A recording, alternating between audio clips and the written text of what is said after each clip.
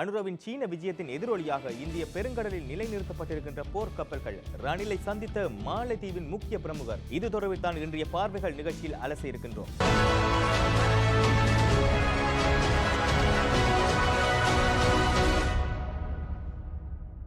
அனுரகுமார் திசாநாயக்காவிற்கும் சீன அதிபர் ஜி ஜின்பிங்குக்கும் இடையில உத்தியோகபூர்வ சந்திப்பு ஒன்று இடம்பெற்றிருக்கின்றது. 4 நாட்கள் பயணமாக அனுரகுமார் திசாநாயக்கா அவர்கள் சீனாவிற்கு சென்றிருக்கின்றார்.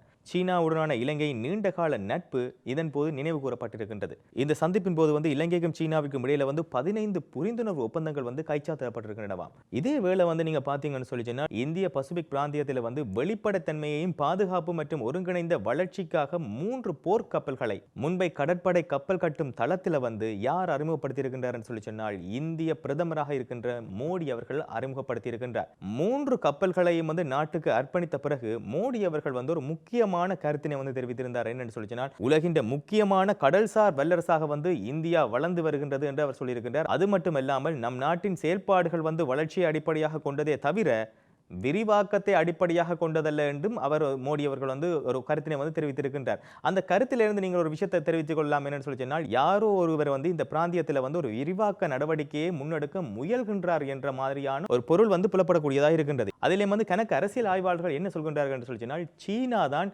மறைமுகமாக இந்திய கடற்பரப்புக்குள் அத்துமீறி தனது ஆதிக்கத்தை செலுத்த முற்படுவதாக கூறுகின்றார்கள். ஆனால் சீனா மட்டும் இதுக்குள்ள ஆதிக்கத்தை செலுத்த முற்படவில்லை. பல நாடுகள் இந்த பிராந்தியத்தில் தமது ஆதிக்கத்தை செலுத்த முற்பட்டு கொண்டுதான் இருக்கின்றனர். குறிப்பாக அமெரிக்கா கூட நாங்கள் இதுல எடுத்துக்கொள்ளலாம். வேறு சில ஆய்வாளர்கள் என்ன சொல்ல வருகிறோம் சொல்லி சொன்னால் குவாட் அமைப்பில் இந்தியா ஒரு அங்கத்துவ நாடாக காணப்படுகின்ற காரணத்தினால் பிரதமர் நரேந்திர மோடி அவர்கள் சீனாவுக்கு எதிராகத்தான் இந்த கருத்தினை வெளிப்படுத்தி இருக்க வேண்டும் என்று சொல்லி ஆணித்தனமாக கூறுகின்றார்கள். சர்வதேச உலக ஒழுங்கில ஏதாவது ஒரு இக்கட்டான நிலை ஏற்படும் போதுதான் இந்த உண்மை உலகிற்கு புலப்படும். குறிப்பாக இந்திய ஊடகங்கள கருத்துக்களை நாங்கள் எடுத்து பார்த்தோம்னு சொல்லி சொன்னால் இந்த எச்சரிக்கை என்பது சீனாவுக்கு எதிரானதுதான் என்ற மாதிரி ஆணித்தனமாக கூறிக்கொண்டிருக்கின்றார்கள். இதனை நாங்கள் எடுத்துக்கொள்ள வேண்டிய ஒரு விடயமாக காணப்படுகின்றது. ஒரு புறமாக பார்த்தீங்கன்னு சொல்லி சொன்னால் அனுரகுமார் திசாநாயக்கா அவர்கள் சீனாவுக்கு பயணம் மேற்கொண்டிருக்கின்றார். மறுபுறமாக இலங்கையின் அயல் நாடாக காணப்படுகின்ற இந்தியா 3 போர்க்கப்பல்களை இந்திய பிராந்தியத்தில் களமிறக்கி இருக்கின்றது. இதனிடையில ஸ்ரீலங்கா அரசியல்ல மிக முக்கியமான ஒரு நபராக காணப்படுகின்ற ரணில் விக்ரமசிங்கே என்ன செய்திருக்கின்றார் சொல்லி சொன்னால் மாலத்தீவின் முன்னாள் ஜனாதிபதியாக காணப்பட்ட இப்ராஹிம் முகமது சோலிஹையை சந்தித்து கலந்துரையாடி இருக்கின்றார். ஏன் திடீரென இந்த சந்திப்பு இடம்பெற்றிருக்கின்றது என்பதும் ஒரு கேள்விக்குறியானதாகத்தான் காணப்படுகின்றது. நேற்றைய தினம்தான் இந்த 2 முன்னாள் ஜனாதிபதிக்கும் இடையிலான சந்திப்பு இடம்பெற்றிருக்கின்றது. மரியாதை நிமித்தமாகத்தான் இந்த சந்திப்பு இடம்பெற்றதாகவும் தெரிவிக்கப்படுகின்றது.